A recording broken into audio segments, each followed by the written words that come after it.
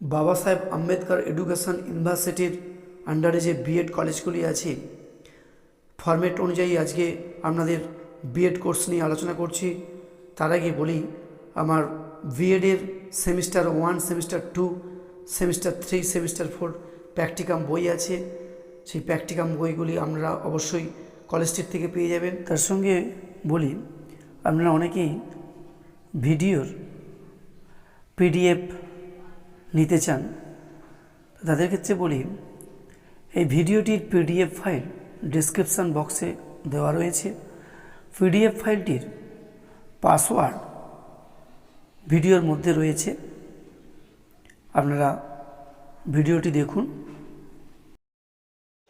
বিএডের আজকে এটি প্র্যাকটিকাম নিয়ে আলোচনা করছি। সেকেন্ড সেমিস্টারের 1.2.3 কোর্স লার্নিং অ্যান্ড টিচিং বিষয়ে, কিন্তু যেহেতু এটা মাইক্রো টিচিং, সেই জন্য নিজস্ব সাবজেক্টের উপরেই প্র্যাকটিকামটি করতে হবে। একটি স্কিল নিয়ে আলোচনা করছি। স্কিলটা হচ্ছে ইলাস্ট্রেশন, যেটাকে বলা হয় ব্যাখ্যাকরণ বা বিশদীকরণ। এখানে বিষয় হচ্ছে ভূগোল, পাঠ একক হচ্ছে আবহবিকার, শ্রেণী হচ্ছে নবম, সময় হচ্ছে 8 মিনিট। শিক্ষক বা শিক্ষিকা যিনি থাকছেন ট্রেনিং টিচার, বিএডের যে ট্রেনিং টিচার বলা হয় বিএড স্টুডেন্টকে, তেনাদের নাম হবে। শিক্ষার্থী হচ্ছে 10 জন আর তারিখ থাকবে। এখানে ফর্মুলা নিয়ে 3টে রোতে ভাগ করা আছে। বাঁদিকে আছে কম্পোনেন্ট, মিডিলে আছে প্রসিডিওর ডিটেলস। এই প্রসিডিওর ডিটেলসটা সবাই একই হবে।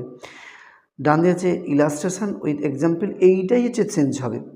এখানে যেহেতু বলা হয়েছে ইলাস্ট্রেশন ব্যাখ্যাকরণ, এখানে হচ্ছে কম্পোনেন্ট আছে প্রাসঙ্গিক উদাহরণ। যে টপিকটা নিয়ে আলোচনা করা হচ্ছে, টপিকটা হচ্ছে আবহবিকার, সেই সম্পর্কে এখানে উদাহরণ সহযোগে ব্যাখ্যা দিতে হবে। তারপরে আছে ধারণার স্পষ্টতা। অবশ্যই যখন তিনি ধারণা দিচ্ছেন সেটা কিন্তু অবশ্যই স্পষ্ট হওয়া চাই। তারপরে আছে সহজ ও সরল।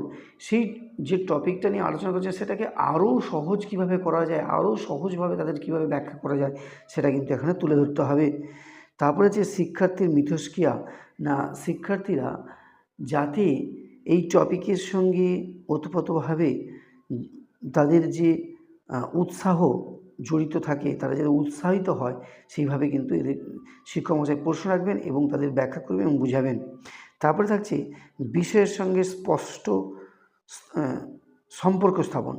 না যে বিষয়টা নিয়ে আলোচনা করা হচ্ছে, যে টপিকটা নিয়ে বাস্তবের সঙ্গে কতটা রিলেটেড আছে সেটা কিন্তু এখানে তুলে ধরতে হবে এবং সেটা কতটা ওতপ্রোতভাবে জড়িয়ে আছে সেটা কিন্তু এখানে ব্যাখ্যা করতে হবে। তারপরে থাকছে প্রথম পর্যবেক্ষকের মতামত এবং দ্বিতীয় পর্যবেক্ষকের মতামত, এবং তেনারা সিগনেচার করবে এবং তারিখ দেবেন। এখানেই সমাপ্ত করলাম।